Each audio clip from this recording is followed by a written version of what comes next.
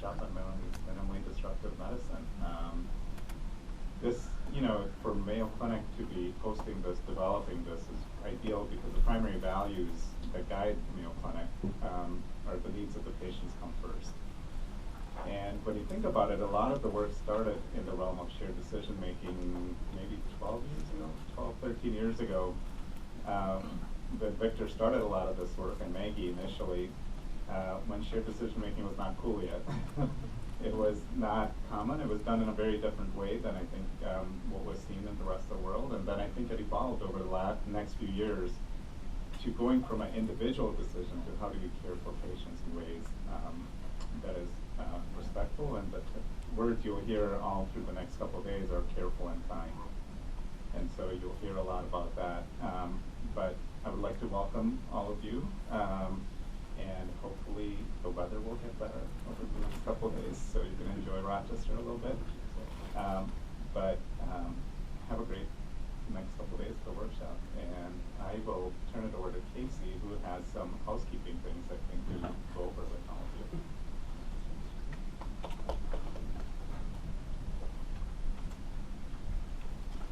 So welcome everybody, thank you. It's exciting to have you all here. So I'm Casey Bamer. I'm one of the course directors. Some of you all I got to meet last night, and it was wonderful, and we enjoyed it. If I haven't gotten to meet you yet, please make sure you stop by and say hello and introduce yourself. So I have just a couple of housekeeping announcements. I think Julie told you when you checked in, this is a patient care area, which is kind of cool. There is care happening right outside our doors here, so please, when you're going in and out of the halls, be aware of that. If you need to use the restrooms, the best door to go out is this door right here on your left. So, actually that's my left. The other thing, coffee breaks. You notice that there's coffee in the back. That will be refreshed this morning later before we head downstairs to our other workshops. And that will also be where we have our afternoon breakouts. So, I have a couple of websites that you may want to kind of get up on your mobile device. So at our website, minimallydisruptivemedicine.org, there is a Minimally Disruptive Medicine workshop tab. Many of the things that you have in paper that you've gotten in your folder today are also posted there. So should you forget them or leave them somewhere, you can easily find them on that tab on the website. The other website you may want to plug into your phone now is polev.com/Victor Montor 285. So we will have poll everywhere sort of at the end of each of our presentations, so we can get some immediate feedback immediately about what you're thinking, about the session, whether you liked it, what you took away from it. Those kinds of things will be very quick. You'll have an option to text to a number that will also work for the poll everywhere. But if you don't really want to use text messaging, you can also have this on the free Wi-Fi and participate that way as well. And then I just want to draw attention to a couple of people who may or may not be in the room at the moment. So Kirsten over there is very helpful if you need to get anywhere or you're lost or you're confused. She's a good person to ask. Julie, you met her at registration, also extremely helpful. Jessica may have walked you up. I think she's wearing green today. She'll be around helping, as will be Oscar, who you'll meet this afternoon. He'll be helping people get to their breakout rooms. And otherwise, enjoy.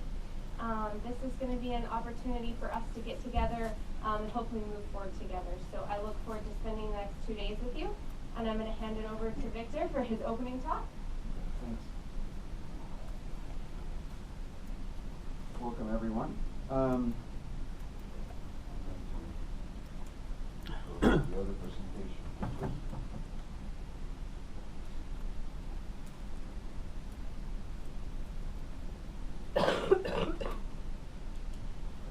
Okay. Then welcome, everyone. Can you hear me okay?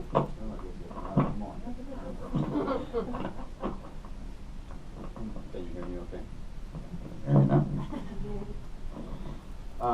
This is it's a great pleasure for us to start today with all of you on this workshop. My Twitter is on the bottom right. My email's on the left. By all means, we expect to communicate face to face. There's too much isolation electronically these days, so that's why we're all open here. We're going to try to stay all as available as we can. But if for some reason you need to ask something and you'd rather do it by email, there's an email. And if you want to pre-through any of the sessions, by all means, share what you're going through broadly, no problem.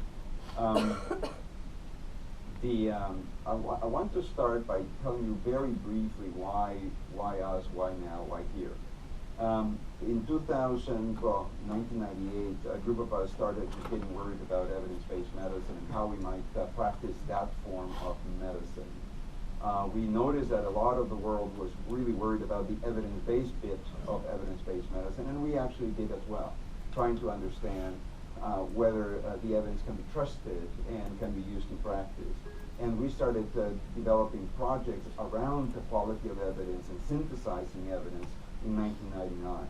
That line of work has actually continued, and there is a group that's actually not well represented in the room and not well represented in the workshop that has continued that work. That by 2004 was conducting systematic reviews for professional. Now I have to change what I just said because Patty just entered the room and Patty's part of that group. That is working very hard to develop systematic reviews in support of clinical practice guidance for professional organizations. When that started, we got our first contract and we were able to develop what is now the CARE unit, the Knowledge and Evaluation Research Unit. This is a recent picture of some of the members of that group, and this year they not only have been able to do this as part of the CARE unit, but they are now a federally funded evidence practice center, which means that they're also conducting systematic reviews in support of federal initiatives and private initiatives that require the U.S. government to conduct guidelines or systematic reviews. In 2005, the groups got concerned about the issue of research evidence and patient values and preferences, and how might we use evidence in a way that patient values and preferences can influence the decisions, not just blindly following the evidence, what we wrote about calling it evidence tyranny. And how do we prevent evidence tyranny? And we thought by elevating the voice of the patient and having those discussions at the point of care, we might be able to do it. And we started developing shared decision-making work. This is a picture, again, all the pictures are partial because the teams are, extend beyond the limits of our unit, probably, but here's some people that are involved and have been involved in that work, which now it has more than 20 different tools. I've done multiple trials, and we, I think the peak of our activity in this area has been was achieved in 2013 when we hosted the International Shared Decision-Making Conference. In 2009, we, as Neely said, we started worrying about the fact that it was insufficient to connect evidence with the local context, like in guidelines, or evidence with patient values and preferences, like in shared decision-making. We had to bring the whole vision of evidence-based medicine to work. How do we how do we move forward with patients in a way that honors what we know about science, but also pays close attention to the specific issues about the situation of the patient, values, preferences, and context. And so the idea of minimally disruptive medicine came about in part thanks to the Icelandic volcano ash. So you may remember there was an eruption in a volcano in Iceland that nobody could pronounce. It was a very long name. And Carl May, a sociologist from the UK, was visiting Rochester and could not go back home. So interesting things happen when people are in prison. And so he was stuck here, and which forced us to have conversations. And some of the conversations that emerged from that involved how do we apply theories of work that he had developed for organizations trying to implement and normalize innovations to the work of being a patient. That patients and families have to implement new things, new treatments, new testing, new approaches, new clinic visits, new things into their regular activities in order to be successful. So how might we apply sociology theories of work of institutions to the work of being a patient? And minimally disruptive medicine and the work that has followed from that Icelandic ash thing. Which, by the way, for those of you who are inclined to be somewhat Buddhist, reminds you that there's no such a thing as a bad thing, right? Because that was a bad thing that turned into a good thing, maybe. This is again a partial picture of the unit today. So since 2004, we've grown in number of people, in talent, in diversity, in impact. Although impact we can never tell. This group has published more than 1,000 papers. I don't think that anybody has read most of them. We've done publications everywhere. People have been entertained by them. I'm not sure they've been influenced by them. The work continues, but it's pretty clear that this group, as talented as it is, cannot continue to develop this in isolation. We haven't, but the collaborations have been limited. And it's pretty clear that impact will not follow from publishing more papers. So one looks back at the history of the Mayo Clinic and finds that the Mayo brothers, in the middle of the cornfield, those who landed from Chicago could tell yesterday, that they were looking for the medical center and they thought they were probably landing in the wrong place. In the middle of the cornfield, how could two brothers that were surgeons lead the surgical world? And one of the ways they did it was they went to the major medical surgical centers to learn and to teach what they were doing, and then they brought people back here to see what they were doing and to learn together. And so, building on that tradition, can we further collaborations? Can we network in a more broad way, so that we can get better at what we do, and that we can help others advance what we do? We've recognized that over the years, despite our efforts, the art and science of what we do has an art that is actually not that crafty and a science that is really not that rigorous. And that the only way to really enhance our art and enhance our science is through broader collaboration. And so our intrinsic hope for this first gathering is that we can find in the group here the seeds for further improvement in the craftiness of our art and the rigorousness of our science. We could not have done this without our patients. It's very arrogant and pretentious to speak about patient-centeredness without patients participating. I can see in the room there's a couple of our colleagues from our patient advisory group in the room, and you see and hear more from them in the sessions as they come. We could not have gone this far without the anchoring and influential effect of our patient advisory group, which was started the same time as the third unit was started. So we celebrated recently our anniversary that we started in November of 2004. The unit follows these three principles: patient-centeredness. We are not a disease-centered unit. We're not interested in a particular disease. Integrity, which manifests in a number of ways, but the way we're most proud of is the fact that we have not ever taken industry funding, any for-profit corporation funding at all since we started, and we've had periods where it would have been nice to take some money, but we've managed to resist and managed to thrive without that particular source of funding, which prevents us from having another explanation for our recommendations and our findings other than what we found in our research. And then the generosity principle, which is a constant struggle for us, but it means that if somebody makes a request, we say yes, unless we have a reason for now. And that's another reason we are having this meeting.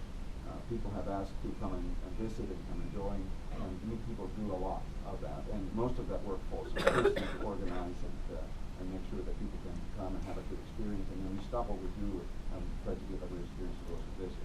Well, that gets challenging after a while. So the opportunity to do it on a periodic basis in this way helps us be more efficient, perhaps, in that way, while maintaining our generosity. If you want to know more about generosity, if you look at your picture on the bottom right is Gabby. Gabby's in the room, or was in the room a second ago. Oh, Gabby's right there, and she's very passionate about our generosity principles. She should tell you all about that. So it follows that this slide actually makes sense. In our conversations today, none of us have any financial stake. We don't sell decision aids. We don't license minimally disruptive medicine technologies or techniques or tools or apps or anything. We are not selling anything, but sharing the ideas. So to start, let's start with the patient. We can start with Maria Luisa. And Maria Luisa and I'll give you an insight. So Maria Luisa is the grandmother of Anna. Anna was but she was a student with us, and she learned about minimally disruptive medicine and then introduced us to her grandmother. So I want you to exercise your clinical skills and look at Maria Luisa and spend a few seconds there looking at her. And what do you see?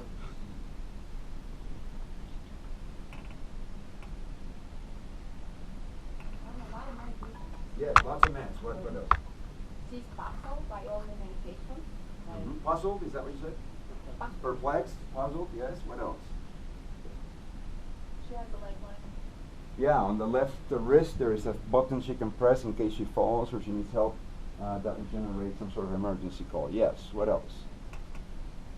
She is at home. Somebody at a meeting told me, "Oh, she's in a nursing home." How can you tell? There's a fire extinguisher on the wall. No, that's her home.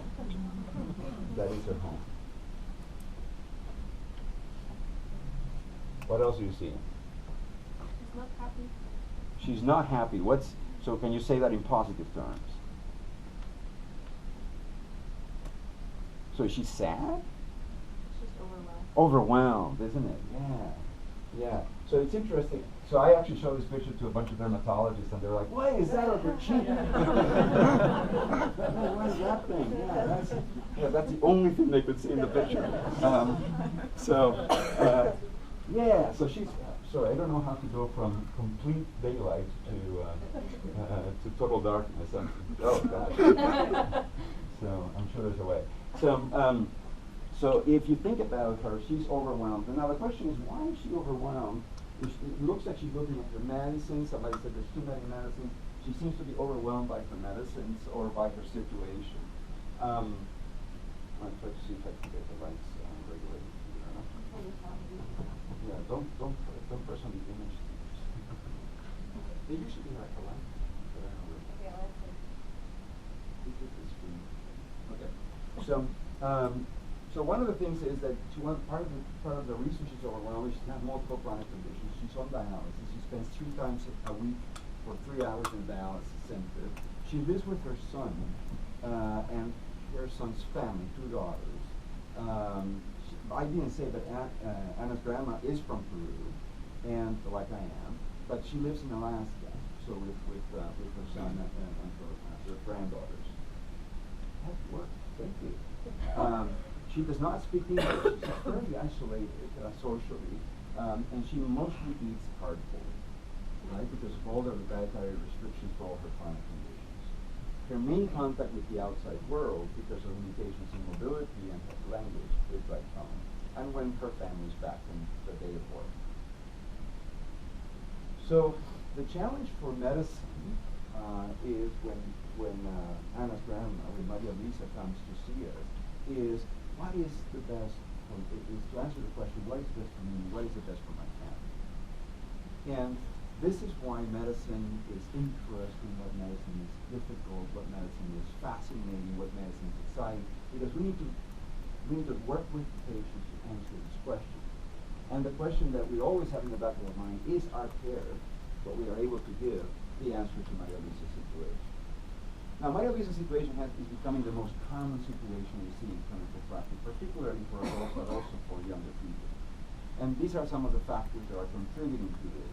At the largest level, we are living in a world that, although it's less violent than previous eras, is still violent.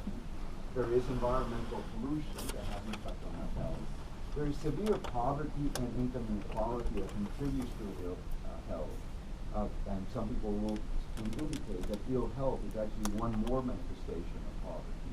And there is increasing alienation brought about by technology, brought about by the structures of society, brought about by the way we're designing our cities, and so forth. This is leading to chronic stress that drives hormonal responses in our bodies that drive disease.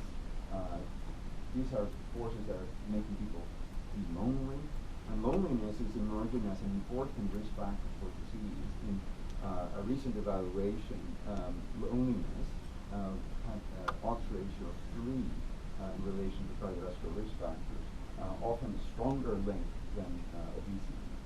But obesity is also another concern that emerges from these social conditions.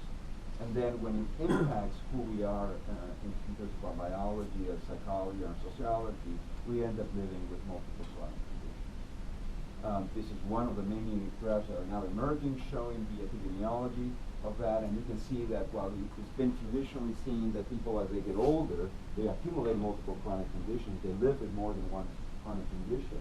You notice that this looks like a wave, and if you pay attention to sort of that middle age group between 40 and 70, the average person is no longer a healthy person.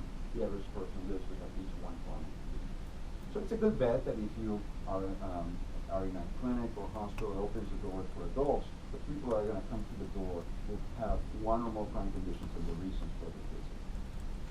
So this begins to challenge most forms of general practice primary care, in which if you have not made the transition from acute care to chronic care models, that'll be a problem. But even if you're redoing the chronic care model from Ed Wagner and others, that usually was designed to deal with one chronic condition. If you look at most of the innovations associated with that particular model, they're single disease in rate.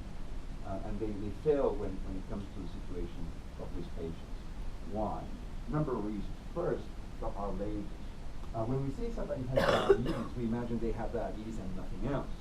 But if you look at the distribution of comorbidities, it's arbitrary that we call someone as a patient with diabetes when they have heart failure, they have depression, they have other problems. So this patient cannot be fully described as a patient with diabetes. Well, that sort of throws out the door some of the disease management approaches, guidelines, and other things in which they're recruiting patients with diabetes, or they have a program for people with diabetes. Well, there's no such a thing anymore, perhaps, particularly as those patients get older, as somebody with just depression or just diabetes. Of course, they exist, but they're becoming rare.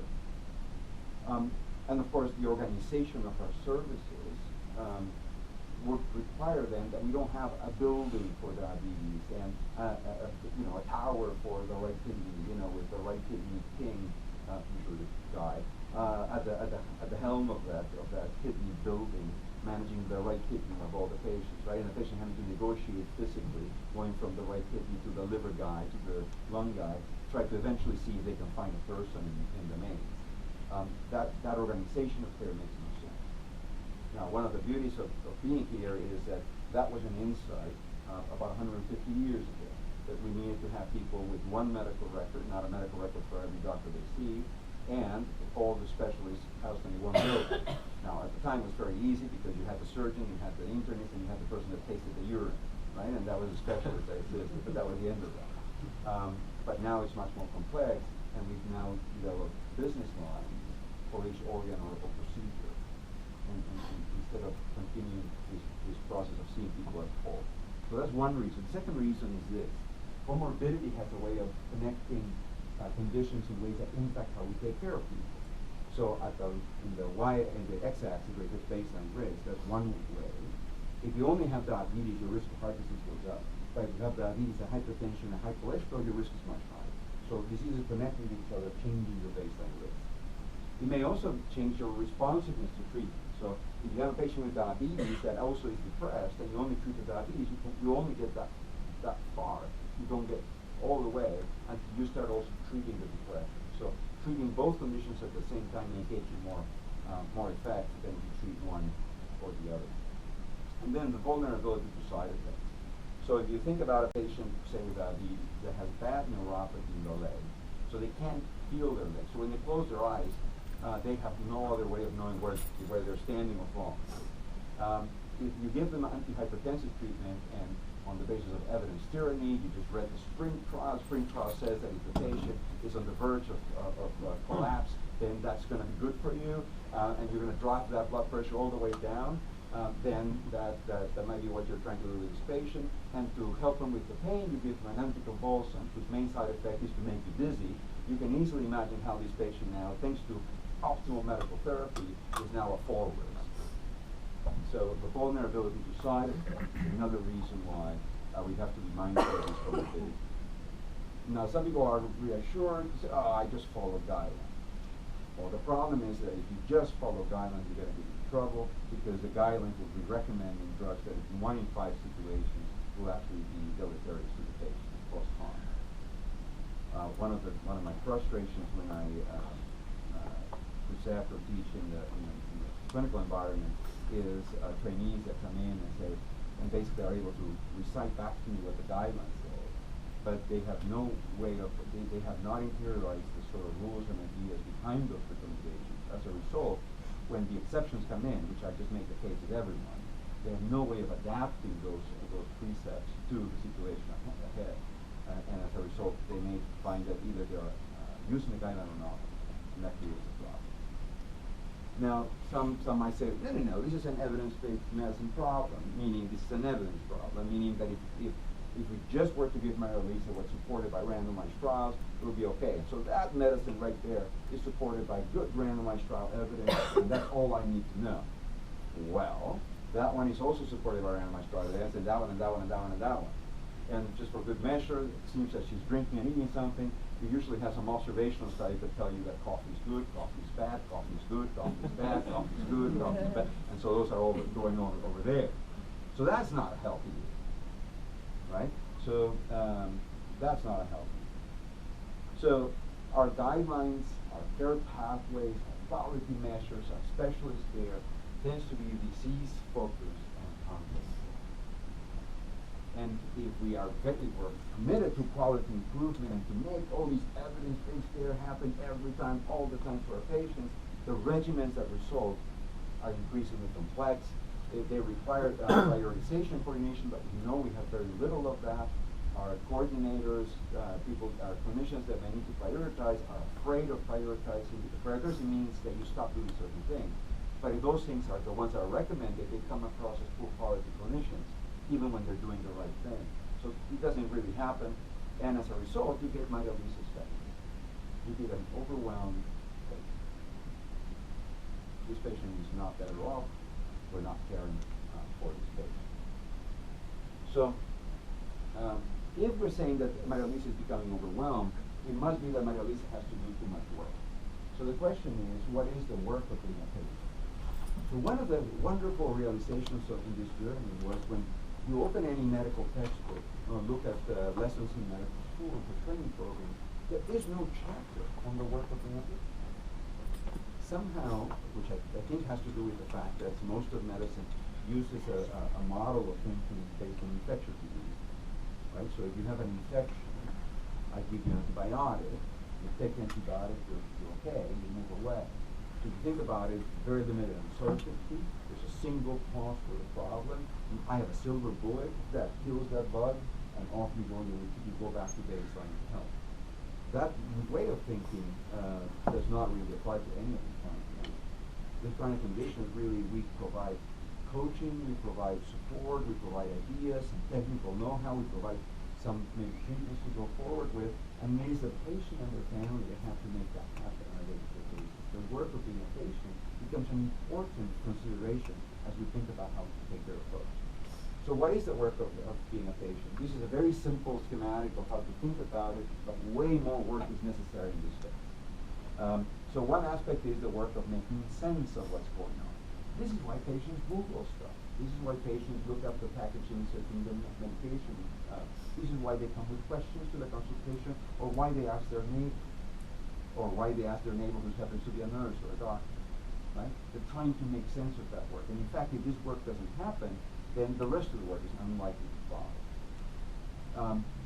As I go through this, the thinking, I think, should be, how is it that my system or myself supports this particular kind of work? If you read the medical literature, particularly the trade literature, the medical magazines, you'll see a lot of commentary that makes fun or belittles patients who come in with internet printouts to the consultation. Right? They are the enemy. Right? They're doing something horrible to my schedule. They're terrible to my flow. Right? Killing me. But these might be patients that actually are engaged. And then, of course, we have a program to try to engage patients. Right? So we were telling them, we want you to be engaged, but not that much. Right? And it's kind of weird. But sense-making work is important. The second bit is the organizing work and the early notice. And this is my favorite picture of that. Although I can tell you stories about my own family. I have, which I will now. I have because I can. My son has ulcerative colitis, and so we finally write a program that actually works, and he has to take a pill every night. And we have organized ourselves. So on Sunday night, he and I fill the pill box, right? So he has a pill box that he fills every night. And then every night when I kiss him goodnight, I ask if you brush your teeth, if you take the pills. And it's become a routine that is normalized. But because of some of the work I do, I sometimes am out of town. And my wife has other obligations, so he also gets an intravenous infusion of Remicade every 5 weeks. And she's in charge of scheduling those, getting him out of school, and spending the time with infusion at the hospital, for a few hours, and he'll come back. So we have a division of labor, and we each have a responsibility. So when he falls apart is when she's away and I have to do the infusion, and then he shows up in a different hospital, he's there getting a different infusion, and that. Or when I'm away and he needs to take the pills every night. So I sometimes come back and I see that maybe two of the nights he didn't take his pills. And it's a highly choreographed thing that we've agreed to do that needs to be maintained and sustained over time. And so again, organizing their work and enrolling others becomes an important part of being a patient. In this particular picture, this is a Sunday afternoon, and the man in light blue was watching the game, the football game. And then she calls him every Sunday afternoon, interrupting said game, to come down to look at the pill boxes and fill the pill boxes for the week. She has a medical alert bracelet in her left arm, in her left wrist, which basically means that she is a patient as well. And it's likely that she may say go to the hospital or something like that. If she were to be hospitalized, we all know what the man in black will do. He knows what pills he takes. And so we just take them from these little containers, and then the adherence to the therapy will probably suffer because he doesn't have the organizational skills that his wife has, and he may not be able to implement the program. So it is a choreographed thing that needs to be happening. This adherence stuff, part of the work. Then you have to do the work. You have to take the pills, go to the visits, take the tests, and so forth. And then there has to be some mechanism to reflect and say, wow, all this work that I did today, I have to do it again tomorrow. And it's worth doing. And for many of these chronic conditions, which are fundamentally asymptomatic, it becomes really hard. Or they are symptomatic, but the symptoms don't resolve very easily, like, for instance, painful neuropathy as an example. It's very hard to know that the work that you do every day actually is making a difference. You may see it in retrospect after maybe months or years, but on a day-to-day basis, it's very hard to know that it's making a difference. Because we ignore the work of the patient, we actually give patients more work. First of all, for the health system, they're free labor, right? And second, we think it's a good idea that again we engage them, and that work is important work they have to do anyway. So we ask them, please come prepared for the consultation. Prioritize your concerns. Makes us more efficient. Oh, we have an educational video we just put on YouTube. You should probably watch that because we spend a lot of time doing it, so it must be really good. Bring your questions and be ready to ask new ones when you're here. Why don't you report the visit? And then when you go home, as you're sipping your coffee, listen to it again. And then maybe you learn something that you missed maybe during the visit because you have the time. We give you now access to the medical record. Can you review it? I don't want to have any typos in my notes. If you can review the note, make sure that it's complete, that it's accurate. And yes, call me if, Mrs. Jones, you have developed a prostate in the process, because our drop-down menus in our medical records sometimes make that mistake.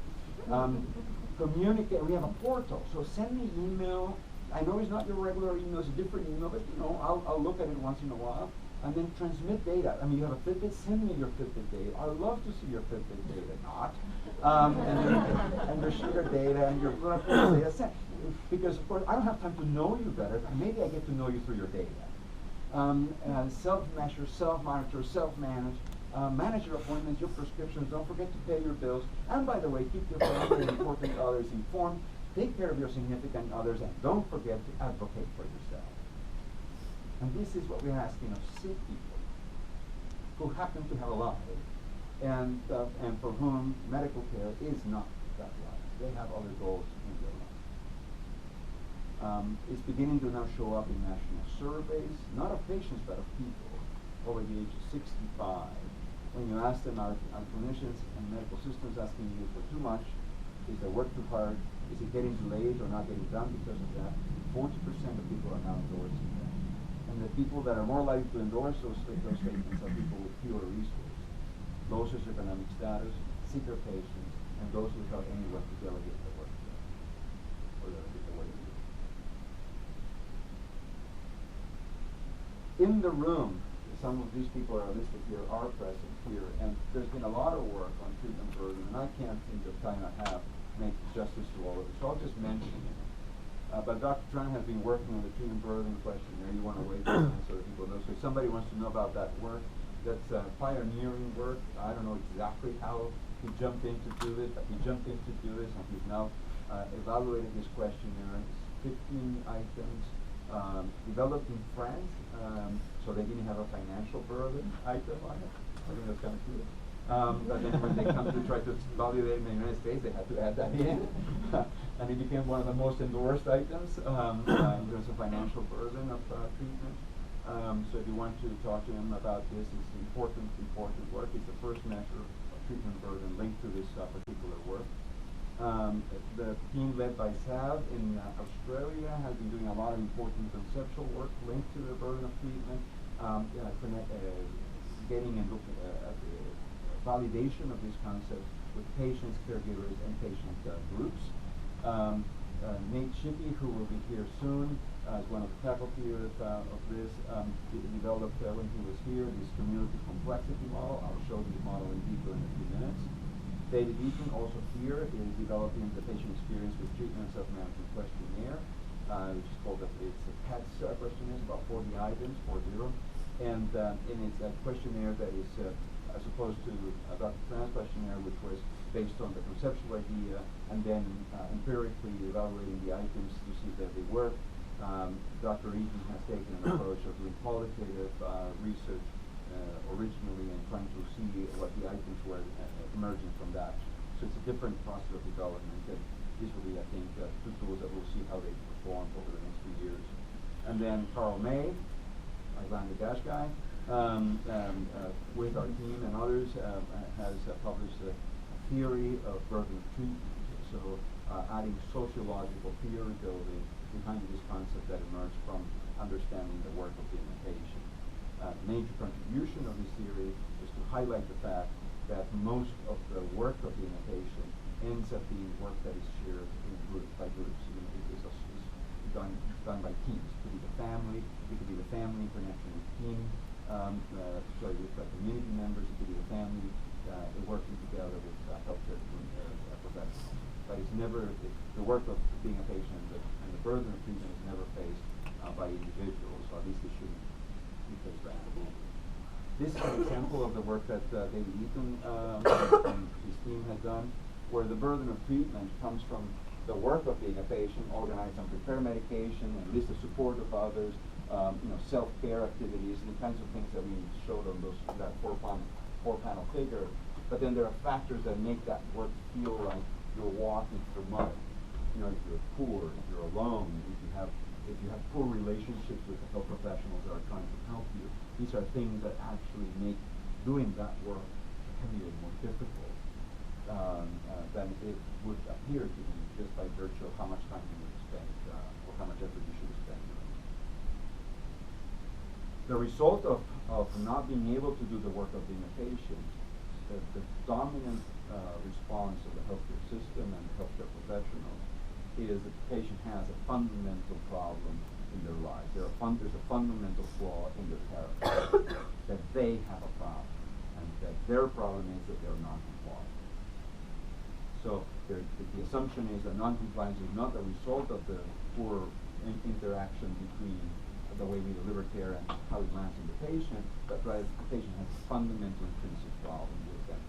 They're non-compliant. In fact, clinicians will report to each other, here is Mayo Lisa, she's a non-compliant 80-year-old, right? And so it becomes a descriptor of who they are, rather than of a state that they have been put in, or they have landed as a result of circumstances.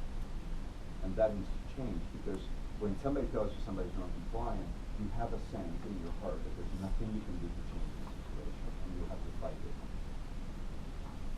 So to arrive at a better insight, let's understand that if somebody's overwhelmed by the amount of work, it's probably because that work is exceeding their capacity to do the work. And what gives people capacity to do the work? Well, this is a list. You will hear later today from Casey and others that there is no theory being built around and trying to understand what gives people capacity to do the work of the patient. Some of these aspects that are often discussed in healthcare in isolation come together here to help us understand what enables people to actually get the work done. And there's some interesting ones here. Purpose sounds kind of spiritual, but if you don't know where you're going, the Alice in Wonderland thing, if you don't know where you're going, it doesn't matter what road you take. If you don't have purpose, you don't have gas in the tank, it doesn't matter. You cannot be activated as a patient, or you can try to be activated as a patient, but if there's no gas in the car is not going anywhere. And purpose is the gas in the car. I am alive because I want to see my grandkids grow. I am alive because I want to get to the moon. I don't know, right? But there are reasons why people live, and being disconnected. I'm alive because I love being alive. Being connected to those reasons becomes an important driver. But unfortunately, as Casey will describe with the ICANN tool, we get a lot of people where we ask them, what are the sources of joy in your life? And a lot of these patients respond, which is a tragedy. Literacy, of course, there.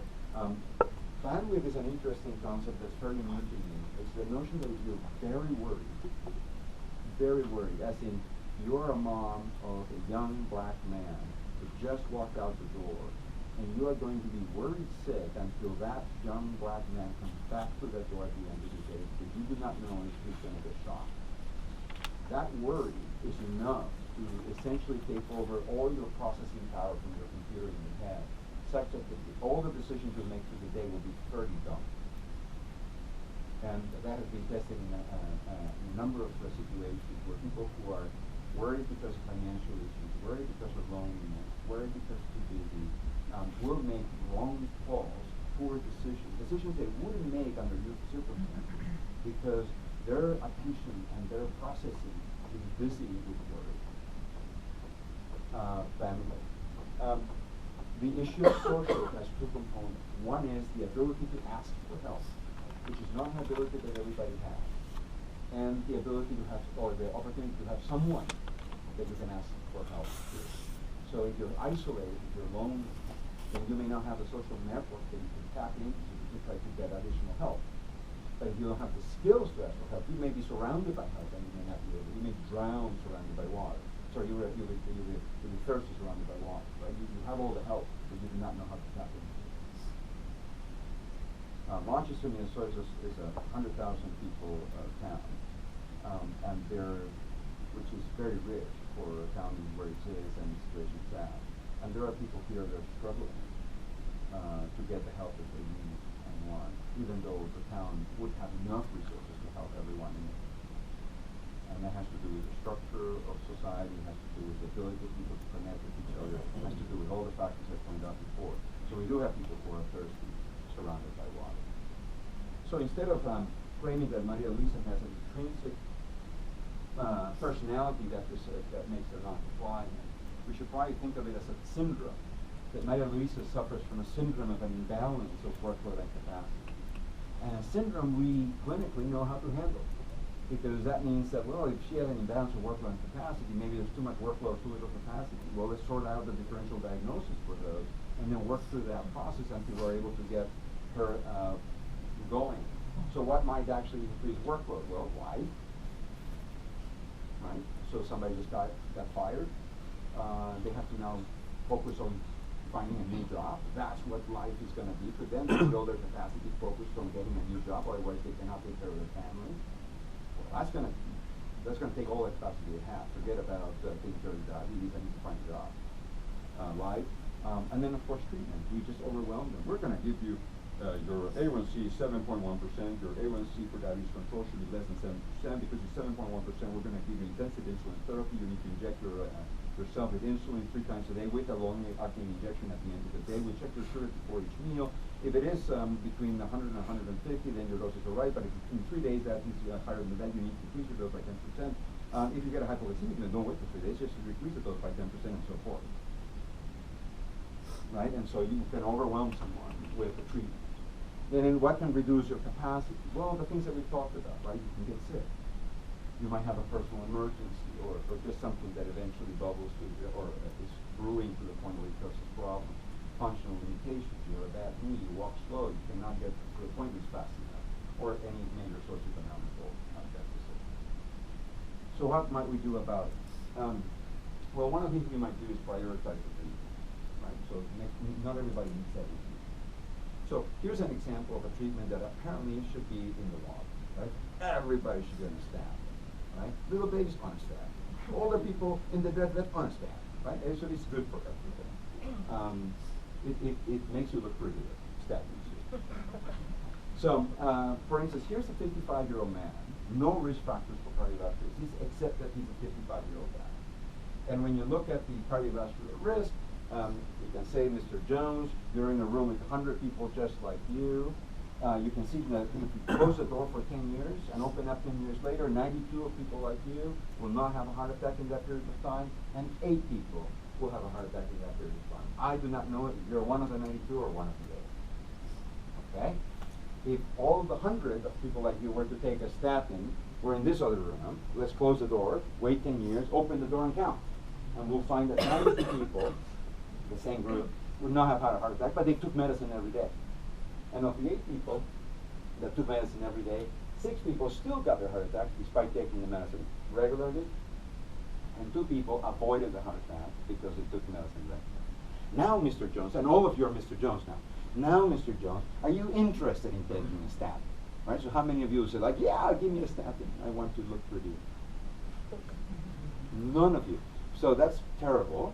Because according to the American Heart Association, the American College of Cardiology, if your risk for the next 10 years of cardiovascular events is more than 7.5%, you must be on a statin. That's 8%. Right? So all of you are non-compliant with the guidelines. And this is one of the barriers that we have as we individualize care and prioritize care. If for Mr. Jones this is not a treatment they have to worry about, it will be a good thing, right? They don't have to worry about it. But the clinician that says, okay, don't worry about it, go right away, either has to document in the chart that the patient refuses treatment, which is not what just happened. You didn't refuse treatment, you just, like, I don't think that's good for me. Or it has to now be faced with the consequence that they look like they're a low-quality provider, low-quality clinician.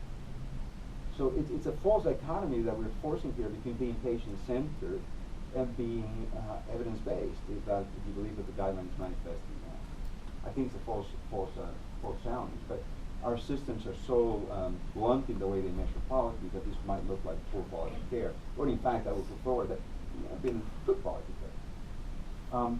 There are other ways of actually prioritizing or deciding what to do. So here's another tool that we've developed related to choosing your diabetes medicine. Well, diabetes medicine, some of them are associated with significant burden of treatment. And so this might be a way of actually identifying what is the right balance between achieving your sugar goals, which may not matter that much, turns out, and which medicines you want to take. So many patients will look at that and may be interested in looking at how the medicines will affect their weight. Might be interested in medicines that help them lose weight, because weight is a concern that they have. And there are a couple in there that might be interested in helping lose weight. So the patient might want to know, how do you take this drug? Well, you find out that this one is actually an injectable drug. It's kind of funny because when we started, I started my diabetes career. I'm a diabetes doctor, is what I do when I'm seeing patients.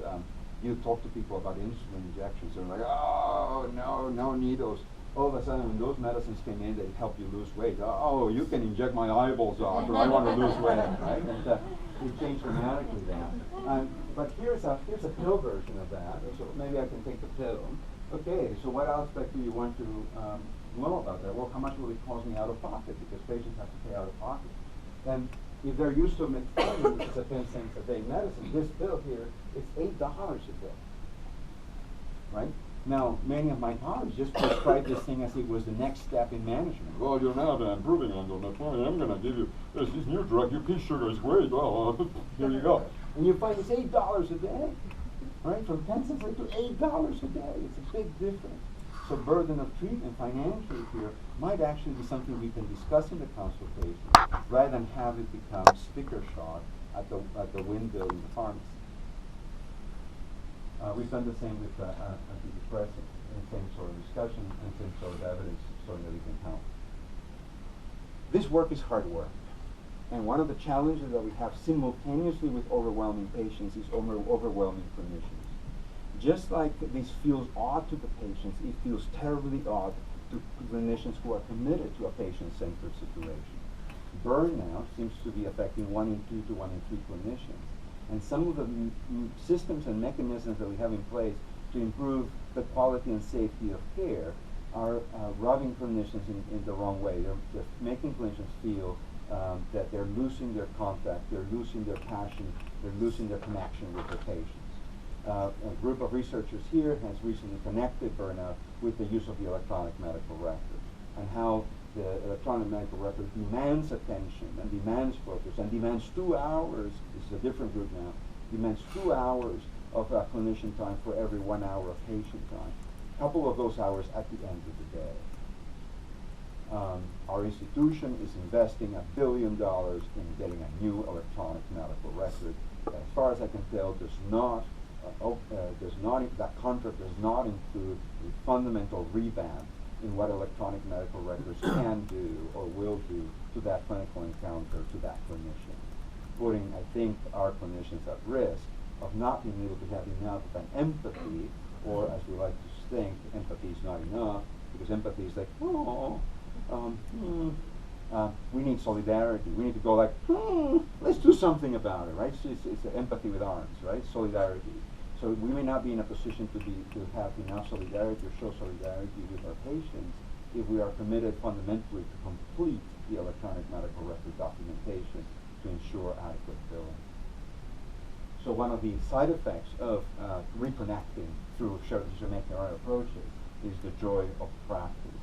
And we've accumulated in our group over 2,000 video recordings of clinical encounters in which it is a common feature, it's not a universal feature, it's a common feature to see that the encounter starts with 2 gloomy people, the patient coming in for yet another visit, and the clinician seeing their 5th or 6th or 7th or 8th or 9th patient of the afternoon, and then coming alive as they discover the people behind those roles.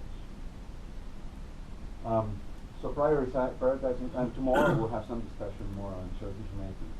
Deprescribing, there's some pharmacists in the room that can tell you more about the job of deprescribing, might be helpful too. You're going to hear about coaching. One of our breakout sessions is about coaching, and coaching is something that we might think is for executives or for football players, but coaching can be also something very helpful for patients as they have to marshal the resources, the capacity to actually do the work of being a patient while they pursue their life hopes and dreams. So it's not just that we want their capacity to be patients, we want their capacity to actually pursue other things. As I like to say, I have 3 boys and I ask them, what do you want to do when you grow up? And none of them say they want to be a great patient when they grow up, right? So they have other dreams, and so we need to make sure that they have the capacity to pursue those. You may hear, particularly if you talk to Aaron Lepine, can you wait? About self-management programs that are occurring in the community, so even outside the healthcare system. So as people begin a career in chronic disease, so early on when we still have more capacity than they know what to do with it, they might actually be trained in self-management support. And it's almost like, getting I don't know how many of you have tried to put together a piece of IKEA furniture, but it's almost like you're trying to do the IKEA furniture and you don't have the little Allen thing. I mean, it's like impossible, right, to put it together. And getting the skills right makes it easier to do that. Palliative care. If people can't sleep, are in pain, are suffering, they won't be able to use the capacity for self-care or to do their life. But we limit the palliative care activities to people who are dying. And I think we need to bring palliative care to the usual care of people with chronic conditions. I think it will be an important contribution. Behavioral health, mental health. I think we're a little further here. There's integration of behavioral mental health in primary care that's being potentially helpful. More work needs to be done there. But we're lagging behind on physical and occupational therapy. If you have a bad knee and you need to take the bus to go to your appointment, that's a whole day activity because you're going to be walking very slowly because it hurts to walk fast or you can't walk fast. But maybe if you have physical therapy, maybe if they give you a cane, maybe if they support your knee a little bit better, maybe you can move a little faster, maybe you can get more things done. So just as simple as having adequate physical therapy and occupational therapy could have a major impact in your ability to get things done through the day. Here's Maria Luisa. She got an elevator. This elevator that was set up in her stairway allowed her to go from downstairs to upstairs, something she could not do when her son left the house. Her son left the house and she was upstairs, she stayed upstairs for the rest of the day. And vice versa with downstairs. So this gave her an opportunity to get more things done where she was alone at home. And that, of course, requires that we mobilize financial services, that we mobilize community services that may not be easily available or easily negotiable for patients and families. You will hear about ICANN. There will be a couple of activities related to ICANN, one a session today and then a session tomorrow. The session tomorrow is the main one. And the ICANN tool is a dialogue tool, is a discussion tool, and for the consultation to uncover, to bubble up elements of capacity that a patient may have to try to uncover where we might find strength and we might deal with weakness. It's structured in a way that allows us to prioritize these things being things that the clinician may be able to do along with that stuff, with the stuff that is not highlighted, perhaps things that a coach, a social worker, a community health worker might take on. So it may also help us understand, prioritize and distribute the work. We'll hear more about it later. This is a cumulative complexity model that NICSHP developed with our team. And you can see their capacity and workload imbalance. If that is imbalanced, if there is more workload than capacity, then patients may not be able to access care, use care, or enact self-care, and the outcomes may suffer. One of the most common responses when the outcomes are not good is to increase treatment, to intensify treatment, and that may increase the burden of treatment, throwing this patient into a vicious cycle. We've used this tool, this model, to reinterpret the literature, more than 40 randomized trials over the last 25 years, the literature on interventions to reduce the risk of readmissions to the hospital. And we found that the interventions that supported that balance, mostly by providing support for capacity, were 30% more effective. Now this is tricky because the support of capacity in those studies was human. It involved people going to patients' homes, looking at what's going on, and staying for enough time to be able to problem solve and support.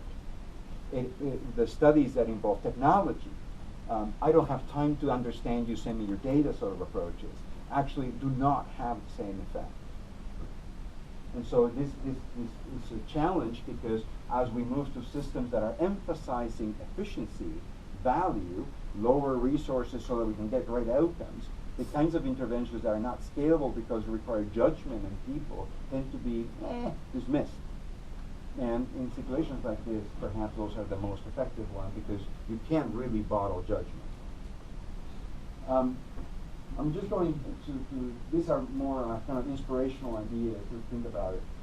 Can we reduce, just like the systems are working on lean to try to reduce the waste in the systems, can we reduce the waste for the patient and the caregiver of the activities that we do?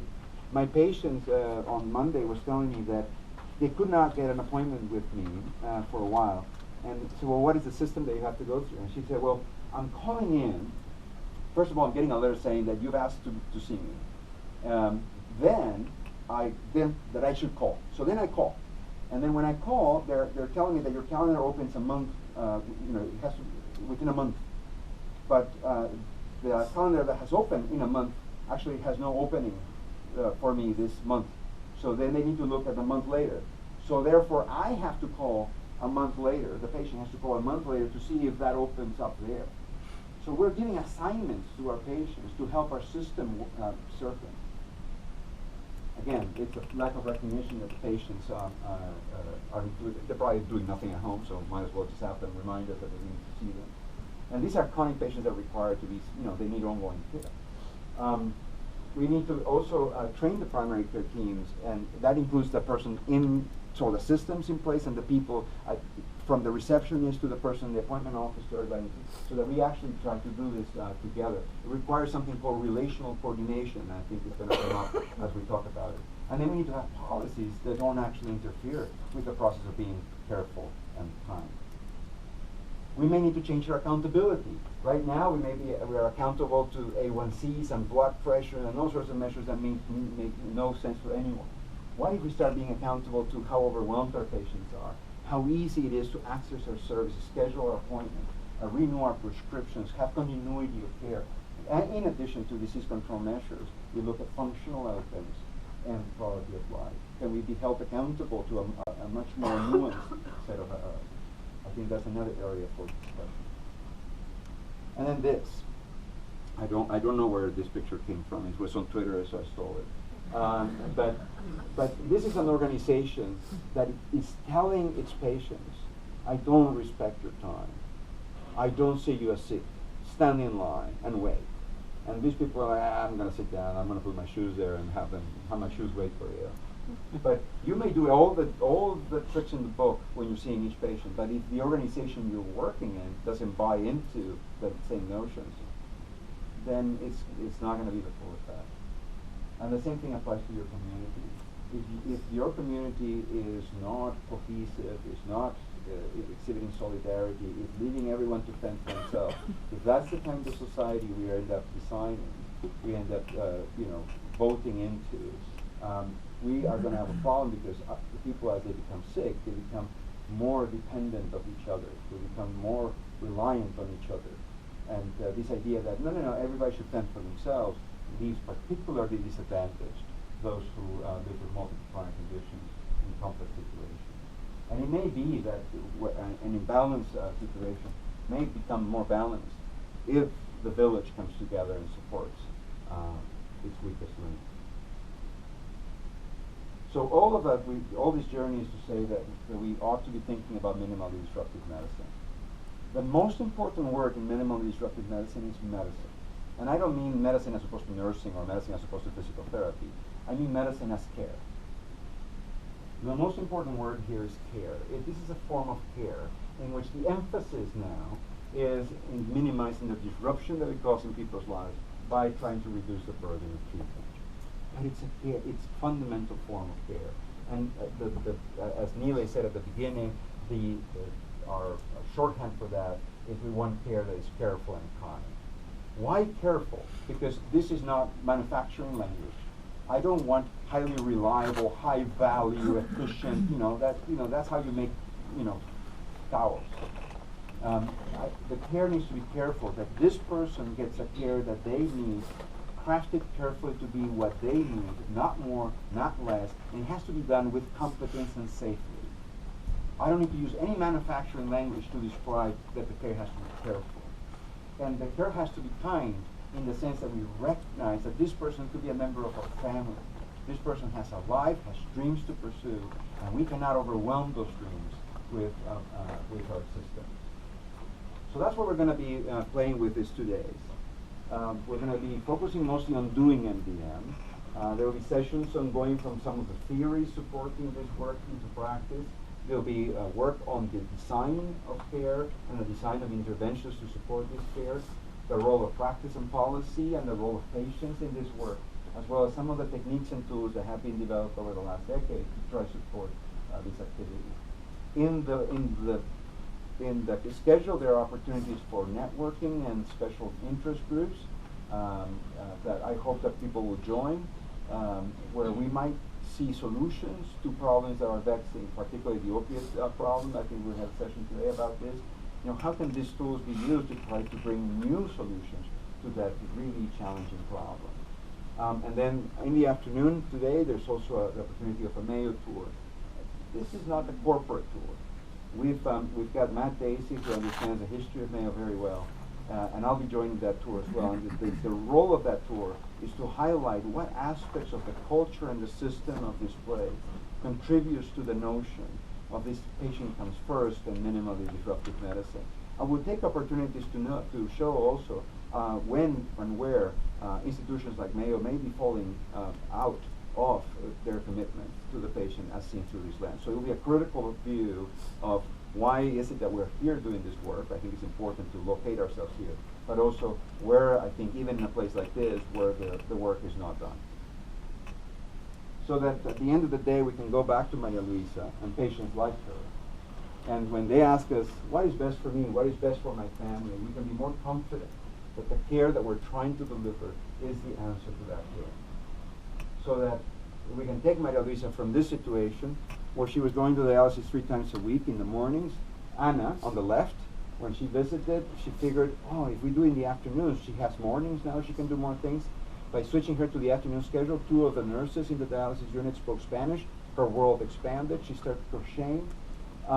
She contacted a dietitian in Peru who, when given the instructions on the diet, was able to provide recipes that somebody in Anchorage in Alaska was able to cook and leave cooked for the week. So she could strictly have flavors from home. So she didn't have to be non-compliant with her diet in order to have some pleasure. And as a result, Maria Luisa went from being a patient that had lost her joy of life to begin to smile and to enjoy herself from here to here. Here she is celebrating her birthday. Those are her granddaughters. That's the son. We understand that Elisa then took a trip to Vegas. I can't tell you what happened there because what happens in Vegas cannot stay. All right. Thank you very much for your attention.